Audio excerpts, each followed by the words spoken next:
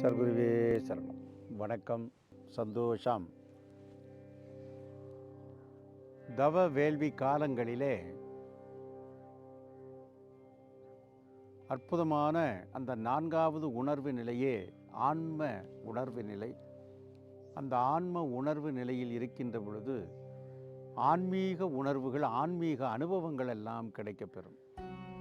உடல் நிலையில் இருக்கின்ற பொழுது இந்த உடலின் உணர்ச்சிகளை கொண்ட அனுபவங்கள், மனநிலை என்ற நிலைகளிலே, கனவு உணர்வு நிலைகளிலே கனவை பற்றிய, மனதை பற்றிய அனுபவங்கள், உறக்க நிலையிலே அந்த ஆன்மாவோடு ஒன்றிருக்கின்ற பொழுது, அதாவது உறக்கத்திற்கு பிறகு வந்த பிறகு நன்றாக உறங்கினேன், ஆனந்தமாக உறங்கினேன், அமைதியாக உறங்கினேன் என்ற அந்த ஆனந்த நிலை, அமைதி நிலையை உணர்ந்தவர்களாக சொல்லுங்கள். இந்த 3 நிலைகளையும் கடந்த உள்நிலை, அறியாத துயில், இதுவோ அறிந்த துயில். ஆக இந்த அறிந்த துயிலில் நாம் இந்த ஆன்மீக அனுபவங்களை பெறுகிறோம். இந்த ஆன்மா பரிசுத்தமானது. இந்த ஆன்மாவே அளவற்ற அன்புடையது. இந்த ஆன்மாவே அளவற்ற அறிவுடையது, அளவற்ற ஆற்றல் உடையது, அளவற்ற ஆனந்தமானது, அளவற்ற அழகானது, அருளானது, அளவற்ற அமைதியானது. ஆகவே எல்லாம் அந்த ஆன்மாவில் இருந்தே வெளிப்படுகிறது. ஆக அந்த ஆன்ம நிலைக்கு சென்றால் அனைத்தும் நமக்கு உள்ளிருந்து வெளிப்படுகிறது.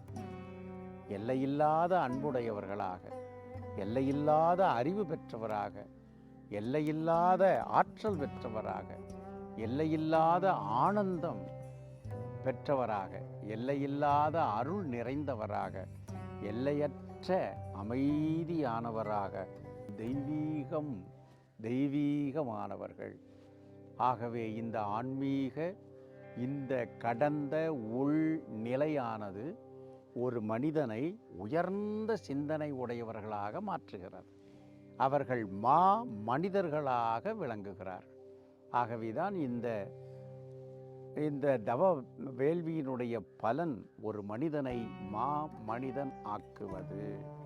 ஆக மனிதகுலம் அனைத்தையும் உயர்ந்த மனிதகுலமாக மாற்றுவதற்கே இந்த தவம். மனிதர்களிடையே ஏற்படுகின்ற ஆசை, கோபம், பேராசை, கடும் பற்று, கர்வம், பொறாமை போன்ற எதிர்மறையான எண்ணங்களையெல்லாம் நீக்கி அன்பு, அறிவு, ஆற்றல், ஆனந்தம், அழகு, அருள், அமைதி என்ற நேர்மறையான எண்ணங்களை உருவாக்கி தனி மனிதனின் மூலம் இந்த உலகையே அமைதிப்படுத்துகிறோம். ஆகவே இந்த தவ வேள்வியின் மூலம் உலகை அமைதிப்படுத்துவதற்கான ஒரு அற்புதமான செயல். சந்தோஷம்.